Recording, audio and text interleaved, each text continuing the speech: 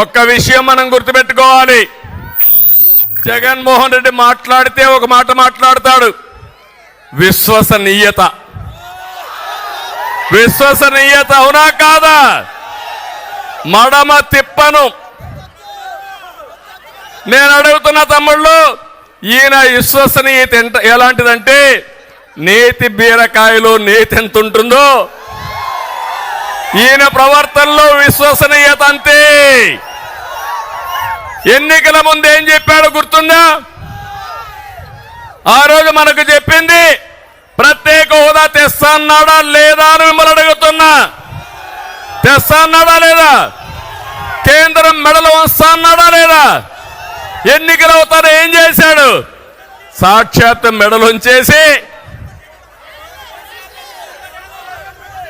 అక్కడి నుంచి కేంద్రంతో భయపడిపోయి కేసుల కోసం సాక్షాత్తు మెడలుంచిన వ్యక్తి జగన్మోహన్ రెడ్డి. మీరు ఒక విషయం గుర్తుపెట్టుకోండి, ఎన్నికల ముందు అందరికీ చెప్పారు కదా, మా ఆడబిడ్డలు ఉన్నారు, ఏమమ్మా మద్యపాన నిషేధం చేస్తా అన్నాడా? మద్యపాన నిషేధం చేయకపోతే మీ దగ్గరకు వచ్చి ఓటు అడగని చెప్పాడా?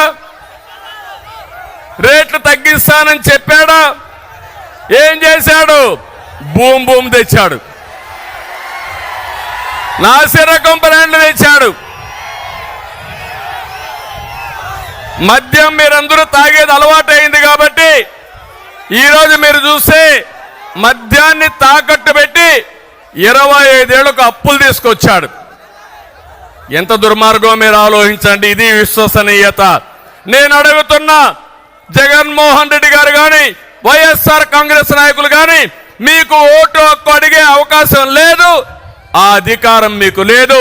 మద్యపాన నిషేధం మీద మాట తప్పిన మీరు, మడమ తిప్పిన మీరు అడగడానికి అవకాశం లేదని చెప్పి కూడా నేను మీకు తెలియజేస్తున్నా.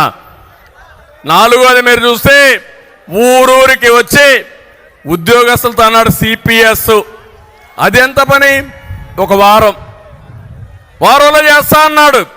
ఎన్ని వారాలైనా అడుగుతున్నా ఈ ముఖ్యమంత్రిని, అంగన్వాడీ టీచర్లకి జీతాలు పెంచాలని చెప్పాడా లేదా అని మిమ్మల్ని అడుగుతున్నా. ఈరోజు అంగన్వాడీ టీచర్ల పైన, ఆయాల పైన ఎస్మా తీసుకొచ్చి ఉద్యోగాలను తీసేస్తానంటున్నాడు. ఈరోజు రాష్ట్రంలో అందరూ ఆందోళన ఉన్నారు. దానికి కారణం ఈ చేతగాని దద్దమ్మ ప్రభుత్వం, అవినీతి ప్రభుత్వం, అసమర్థ ప్రభుత్వం అని చెప్పి కూడా నేను మీకు తెలియజేస్తున్నా. ఏం తమ్ముళ్ళు అడుగుతున్నా, యువతని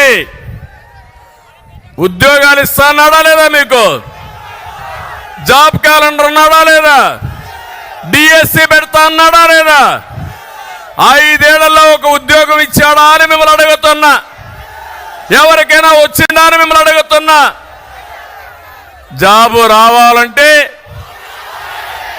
రావాలంటే అది మన విశ్వసనీయత, అది ఈ బోగస్ విశ్వసనీయత.